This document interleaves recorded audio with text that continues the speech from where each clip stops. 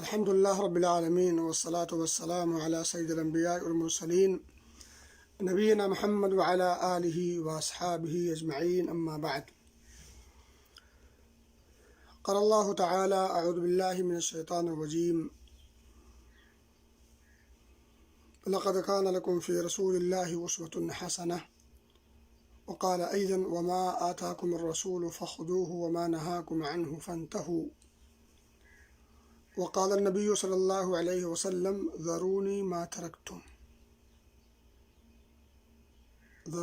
ترکتکم. بھائیو اور دوستو، اللہ کے رسول صلی اللہ علیہ وسلم کی پوری زندگی ہمارے لیے اسوہ اور نمونہ ہے، اور نبی اکرم صلی اللہ علیہ وسلم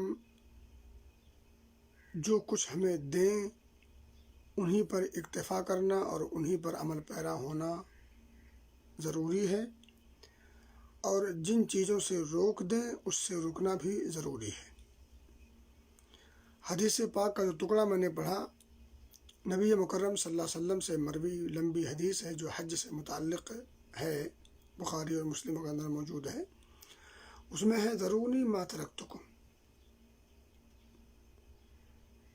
یعنی جن چیزوں سے میں نے تمہیں روک دیا ہے اس پر رک جاؤ، چھوڑ دو اسے۔ میں نے چھوڑ دیا، تم بھی چھوڑ دو، اس کے پیچھے نہ پڑو جس کو میں نے چھوڑ دیا ہے۔ جس کے پیچھے میں نہیں پڑا اس کے پیچھے آپ کو پڑنے کی ضرورت نہیں ہے۔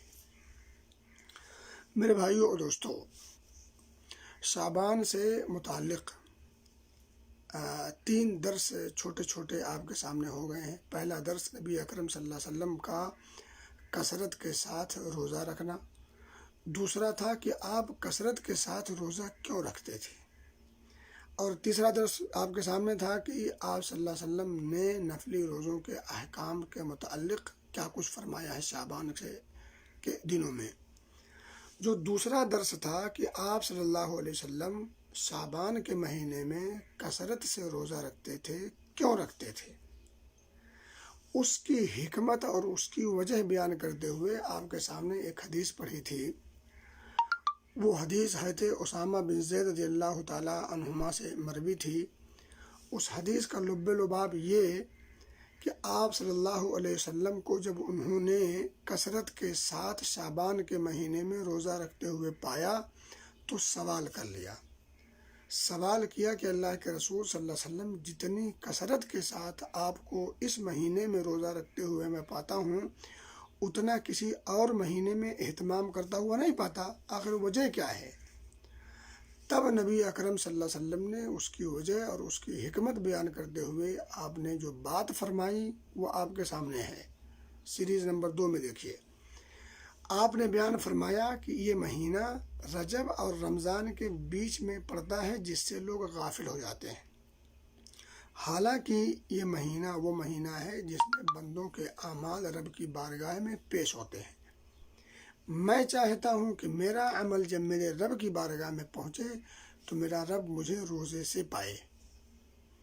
اب اس حدیث پاک میں اگر آپ ایمانداری کے ساتھ کوئی فیصلہ کرنا چاہیں تو آپ کو یہ معلوم ہوگا کہ شعبان کے مہینے میں اس حدیث پاک میں کوئی تاریخ متعین نہیں ہے، کوئی دن، کوئی ٹائم، کوئی وقت، کوئی جگہ متعین نہیں ہے، کچھ متعین نہیں ہے، پورا مہینے کی بات ہوئی۔ وَهُوَ شَهْرٌ تُرْفَعُ فِيهِ الْأَعْمَالِ، مہینے کی گفتگو ہوئی ہے۔ اب حدیث پاک پڑھیں، اس لیے کہتے ہیں حدیث پڑھیں، براہ راست پڑھیں۔ وَهُوَ شَهْرٌ یہ بتاتا ہے کہ یہ بات مہینے کی ہو رہی ہے۔ اب وہ مہینہ 30 دن پر مشتمل ہو یا 29 دن پر مشتمل ہو، اب اور باتیں بھی آئی تھیں، تو اس مہینے کے اندر نبی پاک صلی اللہ علیہ وسلم روزہ رکھتے تھے۔ ہمیں معلوم ہوا کہ اگر اس حدیث کی روشنی میں کچھ کرنا ہے اور کرنا چاہیے، اللہ توفیق دے، تو روزہ رکھنا ہے۔ روزہ کب رکھنا ہے اس کی تخصیص نہیں ہے، البتہ کثرت سے رکھیں۔ دوسری احادیث کی بنیاد پر اگر پیر اور جمعرات کا رکھ لیں کوئی حرج کی بات نہیں، جسے عادت ہے صوم داؤدی رکھنے کی، صوم داؤدی رکھ لے، کوئی حرج کی بات نہیں۔ جسے توفیق نہیں ہوتی، صرف ایام بیت کی توفیق ہوتی ہے، 13 14 15 کی وہ رکھ لے، کوئی بات نہیں۔ جس کو جتنی روزے کی توفیق ہو جائے وہ اس مہینے میں رکھے۔ البتہ یہ بھی گفتگو آئی تھی کہ جب نصف شعبان ہو جائے تو جن کی عادت نہ ہو اور کوئی سببی روزہ نہ ہو یا قضا وغیرہ نہ رہ گیا ہو تو نہ رکھے، ٹھیک ہے۔ اسی طرح سے بتایا گیا تھا کہ سلامی کا روزہ بھی نہ رکھے، استقبال میں جسے کہتے ہیں، یا اسی طرح سے شک کی بنیاد پر روزہ نہ رکھے۔ یہ حدیث کی روشنی میں گفتگو کر رہا ہوں۔ تو اس حدیث پاک سے اگر کچھ معلوم ہوتا ہے، پہلی بات تو وہ یہ کہ کثرت کے ساتھ روزہ رکھنا یہ نبی کی سنت بھی ہے اور اس حدیث پاک کا خلاصہ بھی ہے۔ دوسری بات معلوم ہوتی ہے کہ نبی پاک صلی اللہ علیہ وسلم نے اس حدیث کو یہاں بیان فرمایا، وہیں روزہ رکھ کر کے اس کی وضاحت کر دی، اور کچھ مخصوص عمل نہیں کیا۔ نہ آپ نے کوئی محفل سجائی، نہ کوئی مجلس کا موقع دیا، نہ کوئی جشن اور جلوس کی گفتگو فرمائی، نہ آپ کے صحابہ نے اس حدیث پاک سے یہ سب ساری چیزیں سمجھی، نہ بعد کے جو خیر القرون کے جو ادوار ہیں وہاں، حتیٰ کہ ائمہ اربعہ رحمہم اللہ انہوں نے بھی اس حدیث پاک سے جشن، جلوس، محفل اور مجلس کا مفہوم نہ سمجھا، نہ اس کے مطابق عمل کیا۔ دو بات ہو گئی۔ معلوم یہ ہوا کہ اس حدیث پاک سے جشن، جلوس اور یہ اور وہ اور مخصوص اعمال اور افعال جو ایک مخصوص ذہنیت، سوچ و فکر کے ساتھ منائی جاتی ہیں یا کی جاتی ہیں، اس حدیث پاک سے وہ مسئلہ ثابت نہیں ہوتا۔ تیسری بات، اختصار سے میں، اور یہ آج کی آخری بات اس حوالے سے، اس حدیث پاک کے حوالے سے آخری بات، چونکہ شارٹ لمبی گفتگو نہیں کرنے کا موڈ ہے، تو میں کہہ رہا ہوں کہ اس حدیث پاک سے اگر جشن، جلوس، محفل کا نقطہ نکال لیا جائے کہ چونکہ اس مہینے میں اللہ رب العزت کی بارگاہ میں بندوں کے اعمال پیش ہوتے ہیں، میرے بھائیوں اور دوستو، پیش ہوتے ہیں، شعبان کے پورے مہینے کی گفتگو نبی پاک نے کی، اور حدیث آتی میں بعد میں بات کروں گا۔ اس حدیث پاک کی روشنی میں مہینے کی گفتگو ہے، تاریخ متعین نہیں ہے، ٹھیک ہے، پہلی بات۔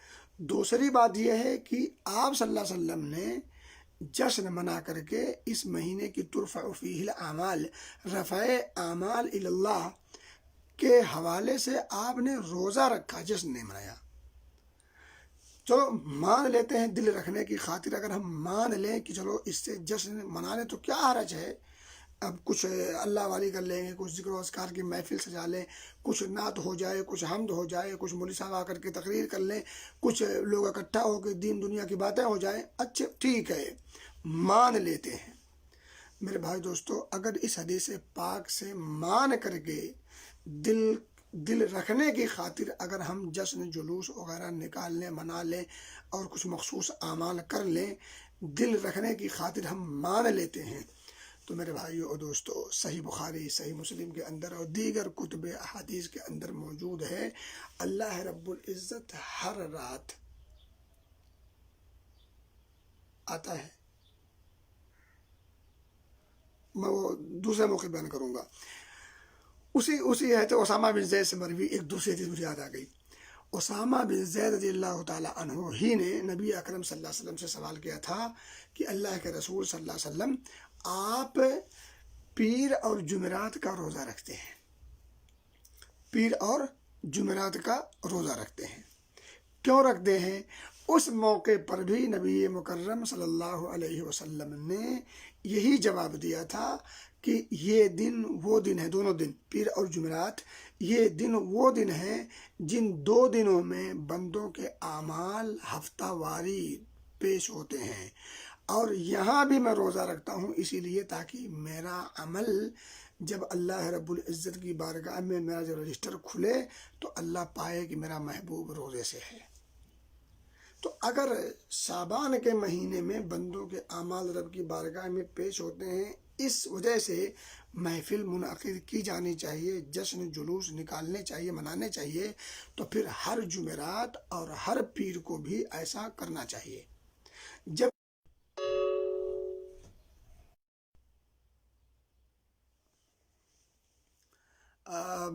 معذرت یار، بیچ میں گھنٹی بج گئی، معاف کیجیے گا۔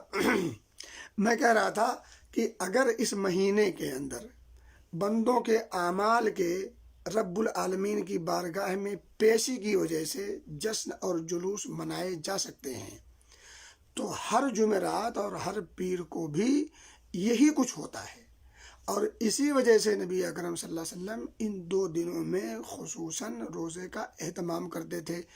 اگر شعبان کے مہینے میں رفع اعمال کی وجہ سے جشن منایا جا سکتا ہے تو ہر پیر اور ہر جمعرات کو بھی جشن منانا چاہیے، جبکہ لوگ نہیں مناتے اور روزہ بھی نہیں رکھتے، اور اس میں بھی روزہ لوگ نہیں رکھتے۔ اللہ ہم سب کو توفیق دے روزہ رکھنے کی۔ میرے بھائیوں اور دوستوں، اسی طرح سے آپ دیکھیں صحیح بخاری صحیح مسلم کے اندر ملتا ہے تعاقبون فیکم ملائکۃ باللیل و ملائکۃ بالنہار، رات اور دن کے فرشتے ایک کے بعد دیگرے آتے ہیں، رات میں کچھ آتے ہیں، کچھ دن میں آتے ہیں، یہ جو ڈیوٹیاں بدلتی ہیں تو آتے ہیں، ٹھیک ہے۔ اسی میں ہے کہ وَيَجْتَمِعُونَ، یہ ملتے ہیں، یعنی دونوں ڈیوٹی والے جو فرشتے ہیں، کچھ آ رہے ہیں کچھ جا رہے ہیں، وہ ایک ڈبل ڈیوٹی ہے۔ اب کچھ لوگ آتے ہیں جو فجر میں، اور وہ لوگ بعد میں فجر بعد جاتے ہیں، تو وہ جو آتے ہیں عصر میں، گویا کہ دو ڈیوٹیاں ہیں 24 گھنٹے میں فرشتوں کی آمد کی، بندوں کے اعمال لکھنے کے۔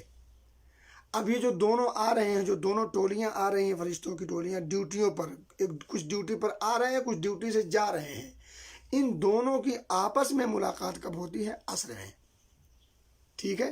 اب دیکھیں ذرا، میں حدیث پاک پڑھ دوں، یتعاقبون فیکم ملائکۃ باللیل و ملائکۃ بالنہار ویجتمعون فی صلاۃ الفجر و صلاۃ العصر، فجر اور عصر میں ان دونوں کی آپس میں ملاقات ہوتی ہے، ٹھیک ہے، ان ڈیوٹی والوں کی، فرشتوں کی۔ ثم یعرج الذین باتوا فیکم، پھر جو لوگ چڑھ کر کے جاتے ہیں، جو وہ فرشتے جنہوں نے رات گزاری ہے آپ کے ساتھ، ہمارے ساتھ یعنی، تو جب وہ چڑھتے ہیں رب کی طرف، واپس جاتے ہیں، جب دیکھو یہاں پھر ہے یعرج الذین باتوا فیکم، وہ اوپر چڑھ کے جاتے ہیں اپنے رب کے پاس رپورٹ دینے کے لیے۔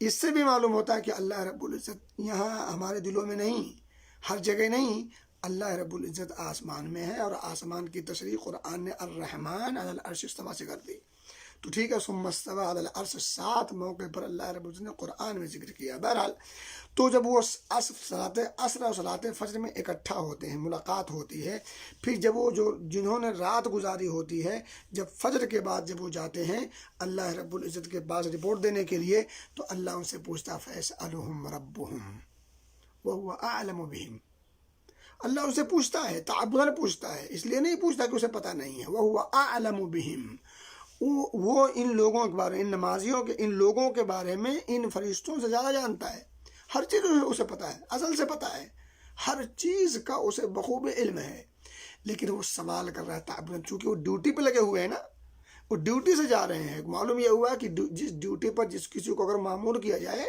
تو ڈیوٹی کے بارے میں سوال ہونا چاہیے کہ آپ نے جو کام، جس کام کے لیے آپ کو بھیجا گیا تھا، جس کام پر آپ کو مامور کیا گیا تھا، کہاں تک کیا، کیسے کیا، کہاں تک اس کا اچھا رسپانس رہا، اور کہاں تک اس میں بہرحال بات آگے نکل جائے۔ تو میں کہہ رہا تھا کہ اللہ رب العزت ان سے پوچھتا ہے، پوچھے گا فَيَسْأَلُهُمْ رَبُّهُمْ وَهُوَ أَعْلَمُ بِهِمْ، تو وہ جو ذرا جواب دیتے کیا کہتے، اللہ پوچھتا ہے کیف ترکتم عبادی، تم نے میرے بندوں کو کس حال میں چھوڑا۔ اب دیکھیں جو جواب دیتے ہیں، کہہ رہے ہیں کہ ترکناہم وہم یصلون واتیناہم وہم یصلون، ہم نے جب انہیں پایا، ہم نے جب انہیں چھوڑا ہے تو وہ نماز میں تھے، ہم جب گئے تھے تو وہ نماز میں تھے۔ دیکھیں آخری عمل کو ترجیح دی ہے، کیا کہا، ترکناہم وہم یصلون، یہ نہیں پہلے کہا کہ جب ہم گئے تھے تو ہم نے انہیں نماز میں پایا، بلکہ یہ کہا کہ جب ہم نے انہیں چھوڑا ہے تو وہ حالت نماز میں تھے، اور جب ہم نے انہیں پایا تھا تو حالت نماز میں تھا۔ معلوم یہ ہوا کہ اللہ رب العزت کے پاس 2 وقت رپورٹ پہنچتی ہے، اور رپورٹ نماز سے متعلق ہے۔ دیکھیں ذرا، اب وہ کیا کہتے ہیں کہ ہم نے انہیں نماز میں پایا یا ہم نے چھوڑا نماز میں، اور اگر ہم نماز نہ پڑھتے ہو تو تھوڑی ذرا سوچیں، بات آگے نکل جائے۔ میں کہہ رہا ہوں کہ یہ 2 وقت اللہ رب العزت کی بارگاہ میں ہر بندے کا عمل پیش ہو رہا ہے۔ تو فجر اور عصر میں جشن نہیں منانا چاہیے؟ فجر اور عصر میں بھی جشن منانا چاہیے۔ اگر رفع اعمال کی بنیاد پر جشن منانا، جلوس منانا ضروری ہے، مناسب ہے، تو ہر فجر میں، ہر عصر میں جشن ہونا چاہیے۔ شروع کریں، حقیقت میں شروع کرنا چاہیے۔ اگر شعبان کے مہینے میں بندوں کے اعمال رب کی بارگاہ میں پیش ہوں تو جشن ہونا چاہیے، جلوس نکلنے چاہیے، طرح طرح کے اعمال اور افعال ہونے چاہیے، تو بالکل یقیناً ہوں۔ لیکن اسی جیسی اور حدیثیں ہیں، ان پر عمل کب ہوگا؟ کیوں نہیں ہوگا؟ اس پر بھی عمل ہونا چاہیے۔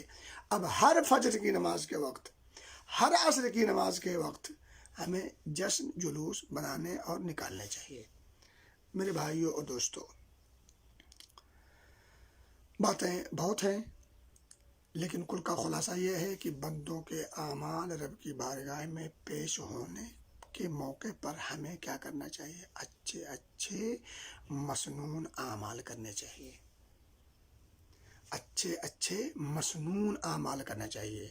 ذرا بات سمجھیے گا، اعمال نہیں، مسنون اعمال کرنا ہے۔ عمل کی اللہ کو ضرورت نہیں ہے، بالکل ضرورت نہیں ہے اس کو اگر کوئی چیز اس کی محبت کا، اس کی رحمت کا سبب بنے گی تو وہ مسنون اعمال ہوں گے، عمل نہیں۔ لیبلوکم ایکم احسن عملا، احسن عمل چاہیے، اور احسن عمل کی تفسیر یہی ہے کہ اللہ کی رضا کی خاطر ہو، نبی اکرم صلی اللہ علیہ وسلم کی سنت کے مطابق ہو۔ اللہ ہمیں سمجھ کی توفیق دے، نبی اکرم صلی اللہ علیہ وسلم کی سنتوں کو پڑھنے کی توفیق دے، سمجھنے کی توفیق دے اور عمل کی توفیق دے۔ وصلی اللہ تعالیٰ نبینا محمد وآخر دعوانا الحمد للہ رب العالمین۔